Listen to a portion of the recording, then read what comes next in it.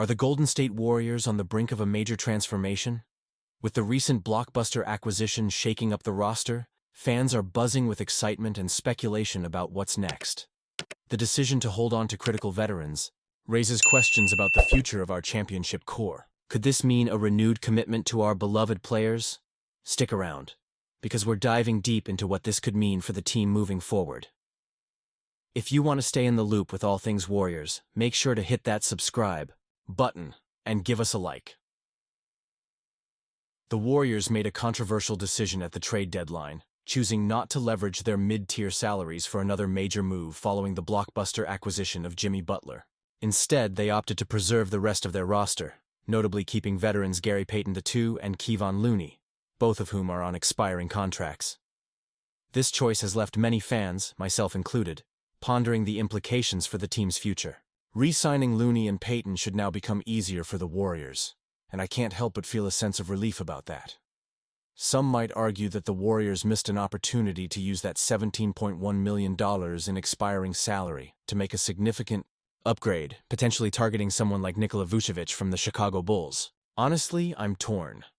While I understand the allure of going all in for another star, this decision to maintain the current roster leaves room for continuity, and let's face it, continuity can be golden in the NBA.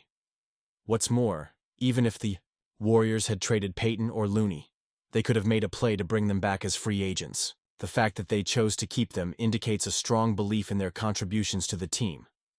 Both players are regulars in Steve Kerr's rotation, which tells us how valued they are in the locker room and on the court.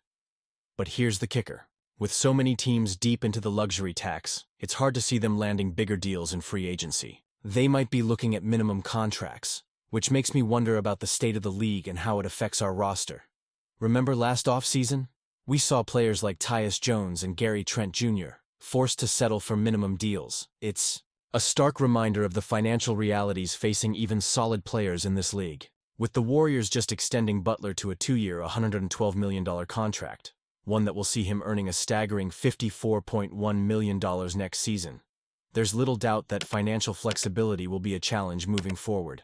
And let's not forget about Jonathan Kuminga's upcoming restricted free agency, which could easily see him netting an extension north of $30 million per year. The numbers are starting to stack up, and the Warriors will need to find value on minimum contracts to round out their roster effectively. This makes the possibility of bringing back Looney and Payton even more appealing. Both players are well-versed in the Warriors system and have built a connection with the franchise that may overshadow any potential for a few extra million. At 29 and 32 years old, respectively, they might be inclined to seek a stable environment where they can continue to contribute, rather than chasing the biggest paycheck. Looking ahead, the offseason will be crucial for the Warriors. They have decisions to make regarding Kuminga's recovery and future, and both Looney and Payton will enter unrestricted free agency. Yet, all the other main roster players are signed through next season, which gives the front office a unique opportunity to solidify the core. Kevin Durant's trade talks loomed large over the NBA landscape this season, and as a passionate fan of the Golden State Warriors, I can't help but dive into the implications of these developments. The Suns were actively trying to build a championship contender around Durant, even pursuing a trade for Jimmy Butler that ultimately fell through. With all this buzz, it's hard not to wonder, what if Durant had returned to the Warriors? That possibility nearly came to fruition, but it seems his disinterest in a return to Golden State put the brakes on that blockbuster deal. Now, as it stands, Durant remains with the Suns, at least for the time being. But here's where it gets interesting. Reports suggest that Durant was frustrated and caught off guard by these trade talks. According to Brian Windhorst, the Suns failed to communicate properly with him and his camp, which could have long-term ramifications for their relationship. It's clear that trust is a fragile thing in the NBA, and when a star feels sidelined, it can lead to significant consequences. So, what does this mean for the Warriors?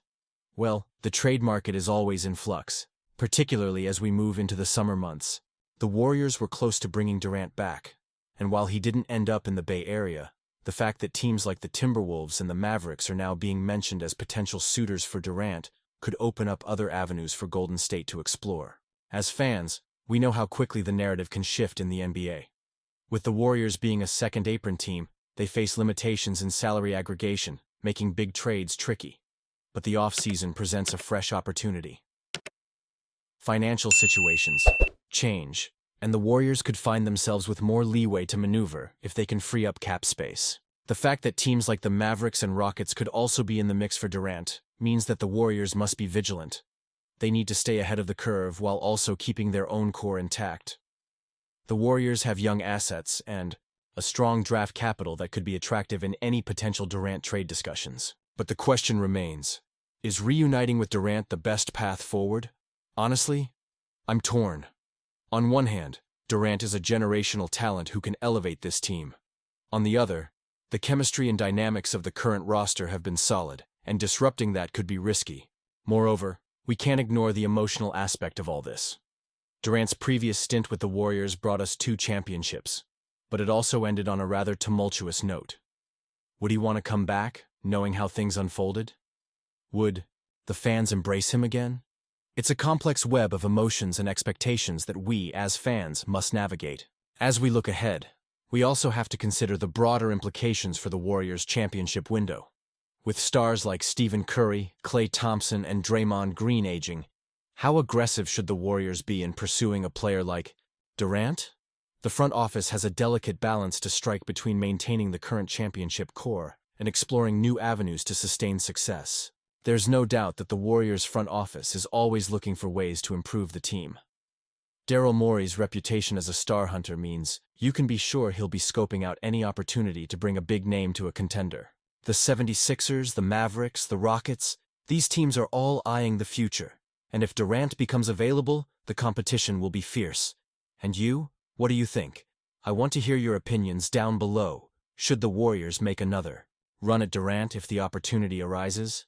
Or should they stay the course with the current roster?